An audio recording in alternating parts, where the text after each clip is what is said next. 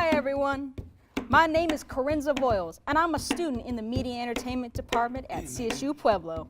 This video is part of a series designed to introduce you to some of the amazing faculty we have in our department.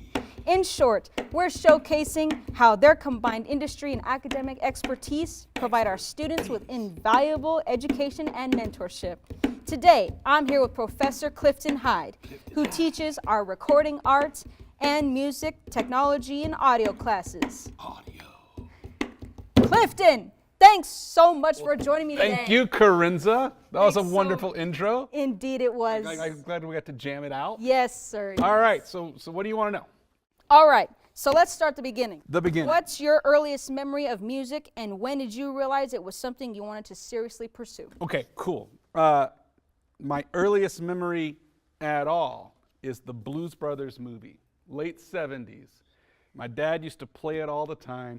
So you had Ray Charles, Aretha Franklin, James Brown, all these guys doing this incredible 50s, 60s, 70s soul music. It was awesome. I used to dance on the bed like a crazy kid. Both of my parents said it was nuts. And then from there, my uncle was a guitar player. And so in my family, we grew up singing songs. And I thought he was the coolest dude in the world. And one day, probably 5 or so, he had an electric guitar, actually a Rosewood Telecaster, George Harrison model. Ooh. You know, I love my George Harrison. Heck yeah. And he put me down and he put my finger into sort of basic A chord, hit the strings, and bang, came out loud, and I was just like, ah! And I was hooked ever since. And I have spent my entire life trying to recreate that feeling I had when I hit that first A chord. Oh, yeah. So I was hooked from the beginning. Neat. Awesome. So now, growing up in Mississippi, Yes. how did that environment shape your sound and your identity as a musician? Okay, well, the cool thing about Mississippi is it's at the, I grew up in South Mississippi, so at the very bottom, so very close to New Orleans. So like we're all in that kind of Cajun and the Delta, Mississippi Delta, which is where the blues came from. So we had the birthplace of both blues and jazz. And then slightly away from us, we had gospel, both black and white gospel, which helped create country music. So it was a very fertile area of music. So hearing that all the time, you're walking down the street, you're hearing a jazz band on the corner, and then maybe you're seeing a parade and you're hearing all these different styles. And growing up in the South back in the 70s and 80s, you went to church. So every Sunday I would hear classical music because we had a big organ, so I'd hear Bach and all this wonderful stuff. So I was completely immersed and surrounded by different styles of music just growing up where I did. So where I'm from, most people play some sort of instrument. It's just kind of what we do for fun. So growing up in South Mississippi, New Orleans area was an amazing place to learn about music and to get into it. And every time I go back home, it's still that same fertile music area. It was amazing. Awesome. All right, so according to your bio, Oh, Lord. you play many instruments starting from guitar and steel guitar to piano and French horn and many more. Yeah. How did your relationship with so many instruments develop over time? Ignorance, complete and utter ignorance. Like I said, it was way before the internet, way before cable TV even. We had like 4 channels when I was a kid, but we had a library with lots of records. I used to check stuff out, and I'd watch movies. So I'd see Star Wars and I'd hear like dun dun dun dun dun dun. It's like orchestra. I'm like, okay, that's cool. And then I would hear, on like the jazz music, and that was a whole different thing. Or then I'd hear like Led Zeppelin or the Beatles and rock. And I'm like, okay, cool. This is like all different types of music. And I was so ignorant, and I had no idea how music worked. So I never made like any sort of delineation between genres or styles or instruments. I had a book that my grandfather got me, 1935 Harvard Dictionary of Music. He's like, this will teach you. And I just kind of used it as a reference book and kind of pieced it all together. And so I still believe to this day 2 things that I learned from that, taught myself from that. There's only 12 notes. That's it. And on all styles of Western music, there's 12 notes. So it can't be that difficult to put together. When we're talking back and forth, we're using way many more sounds, way more syllables, way more vocabulary. So language itself is a more complex way of communicating than just music is. Because it's, it's 12 notes. Yeah. And the other thing I realized, if you understand music and you understand how those 12 notes work together to create different sounds, an instrument is just a collection of the notes. So I just had to figure out where those notes were, and then I could use my brain and how I'd learned how the notes work together. So my kind of philosophy that I developed as a fairly young kid was this, me, Clifton, is the actual instrument.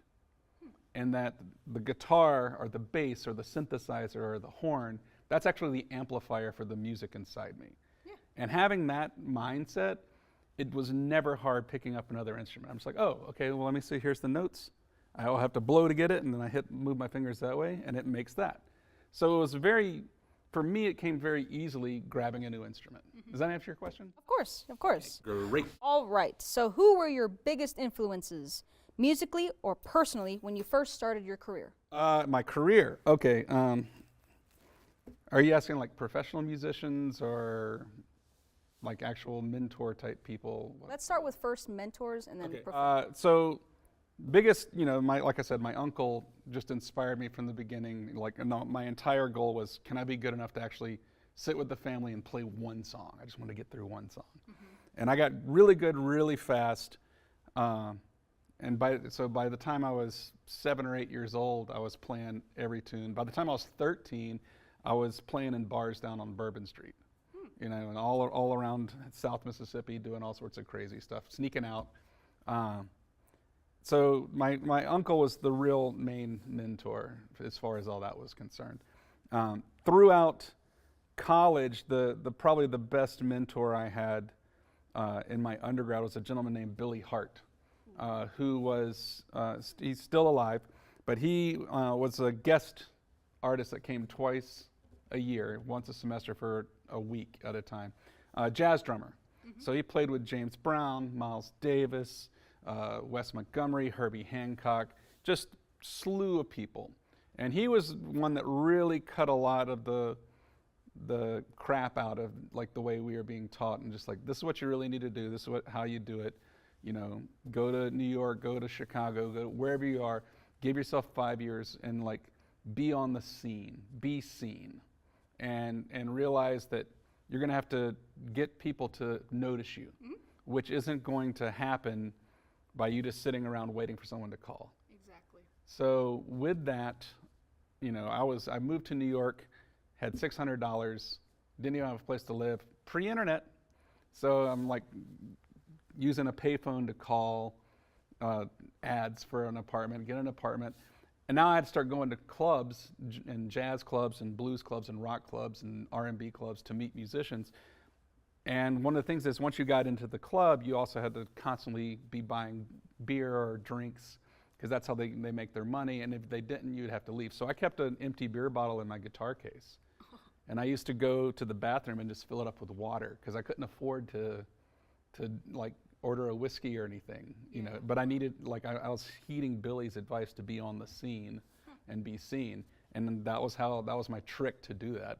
And eventually you start, making relationships and getting asked to, why don't you come sit in on a tune? You play a tune, oh, you sound good, why don't you come hang out here? Oh, we're looking for someone to do substitute on a Broadway show. Are you interested? Yeah. So it became like this thing, and everything that Billy had told me was true. It was more about the hang than it was about, I can really whip through all these Eddie Van Halen licks or whatever. It helps to know the Eddie Van Halen licks, but that was kind of it. So, Yes. So those are the main mentors getting into the career. Awesome. All right, so how did growing up in Mississippi influence your musical style and path when you were starting out? Well, it goes back to what I was talking about earlier with the jazz and the blues and all of that. It's a very improvisational style of music, so that's always been important to me, being able to create music on the spur of the moment for whatever the situation is. And I'm a big fan of that. And I'm a big fan of, everyone can participate. And so I like to improvise songs, improvise beats, get everyone involved, make that happen that way. So that's been something that I've carried throughout my entire life. And the improvisation thing has always been a big part of the way I do music. Growing up with that much blues and jazz and kind of that earthy Americana stuff, as esoteric as I may get with some of the classical things, there's always this kind of sense of like earthiness and groove, which I really relate to just growing up down there. So you can't fake the funk, is what they say. Sweet, yeah. All right. I saw that you composed scores like films like Yeah. The Hollow and Yep. Demigod. Yep. What draws you to writing music for films along with other musical projects that you're into? Well, the film thing came about because, like, at the age I am, the first movie I saw in the theater, and I was an infant, but it was Star Wars. And the music in that, like, everyone knows those songs, or the themes as they're technically are. The Darth Vader theme, da da da dum bum ba ba da bum ba. Everyone knows that. Yeah. Raiders of the Lost Ark, dun dun dun dun dun dun dun. Jaws. So like all those John Williams things, I thought were so cool. Yeah. And so I was always drawn to, that's really neat. Someone has to write that music. Mm-hmm. So I used to, as a kid, I would watch a TV show and I'd sit there with a guitar or synthesizer and I'd turn the volume down and I'd just kind of improvise to the visuals. Not thinking it would turn into like career stuff or generate work for me, but it ended up doing that. And it was great. And I really love working with film because I really love film. Oh, yeah. I'm a big fan of lots of different styles from all over the world. And so being able to work on a film and really add like an extra character or another layer to that is really rewarding. Sweet. All right. What's the creative process like for you when you are scoring films to make it less of a struggle? Do you start with character theme, their mood, or something else? I start with the script. Oh, yeah. And I always ask the director, if possible, to give me a copy of the script while they're filming. So the way it works with film, the composer's really kind of usually, 9 times out of 10, the last person brought into it because you need to get picture lock. Oh, yeah. So until the picture is locked, you really can't start timing because all your timings are based off cuts, edits, actions. So you need to have the film there so you can start figuring out your timings for everything to make it all work. But in the meantime, I can get an idea of what the story is, where it's going, who the main characters are, and start developing ideas. And I'll pass stuff along to the director and be like, I've got this idea here. This movie is a horror movie set out in the woods. It's kind of swampy, so I'm thinking I want to use like these type of acoustic instruments and maybe make them a little detuned and out of time to make it more rustic or something. And and it's very much a dialogue with the director, going back and forth. So you don't necessarily start writing the music, but you're coming up with all these worlds and all these scenarios of like, okay, these are all possibilities.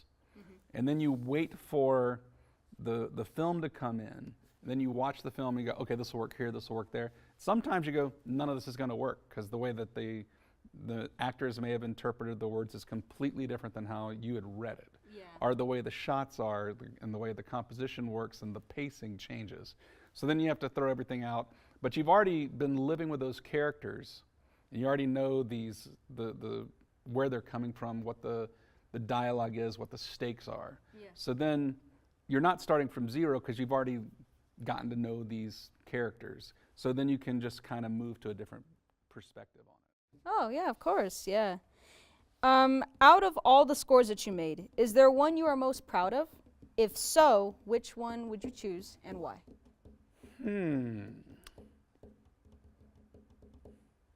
That's a really good question.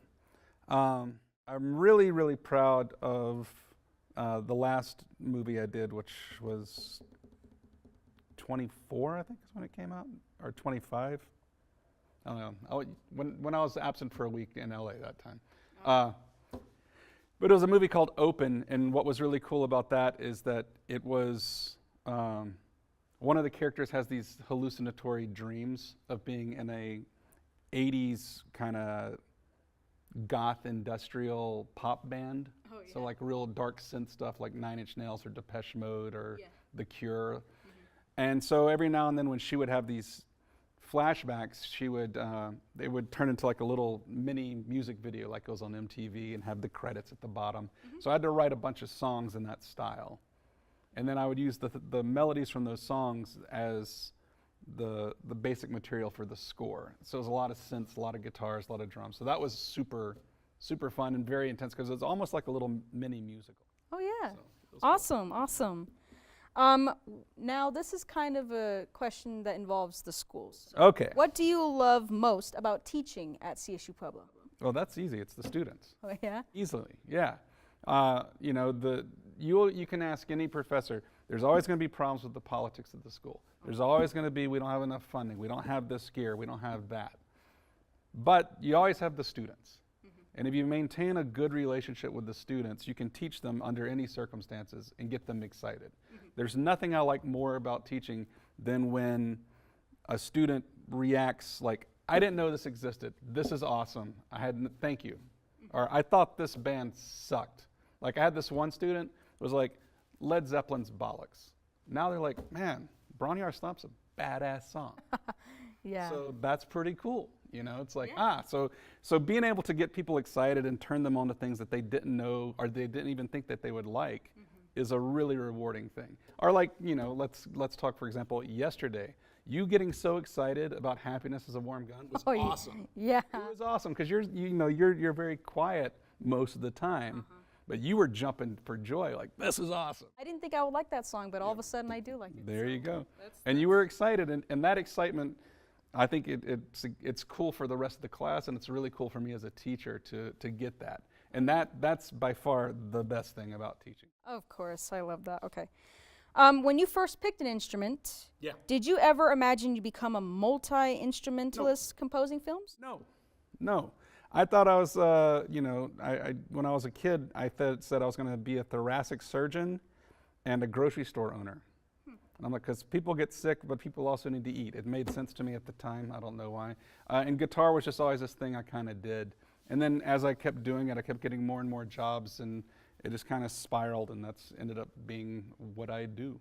Oh, even like on major stages when you had to compose music, like, you didn't... No, like it was just always kind of one thing led to another, and it was very much a gradual climb. There was no big like jumps or big leaps of faith. It all just kind of worked as it did. But I started so young. You remember, I was playing for money at 13. Oh yeah. So, in New Orleans, in Hattiesburg, Mississippi. So I was getting a lot of those lumps were taken care of by the time I really got to being like a pro age. I'd already had 6-7 years of experience. So it just kind of worked out the way it did. Oh, all right. All right, so last question. Are you ready? All right, here we go. If there is anything you would like to say to our lovely audience, what would you want to say, like for words of encouragement? Words of encouragement.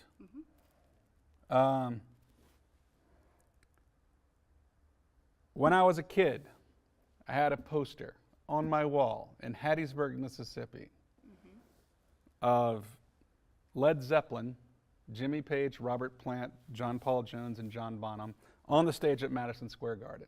I thought it was super cool. Fast forward from the late 80s to 2006.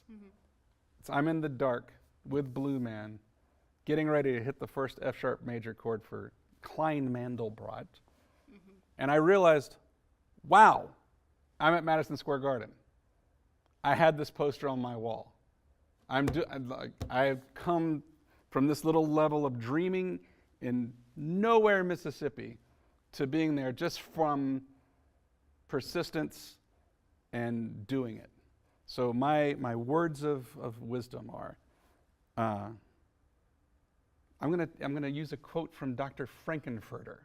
Let's look at the audience while you say I'm gonna use a quote from Dr. Frankenfurter from the musical The Rocky Horror Picture Show. Don't dream it, be it. All right, and that concludes our conversation with Professor Hyde. To learn more about our department and faculty, visit csupueblo.edu or socostudentmedia.com. Thanks for tuning in, everybody. Go Pack!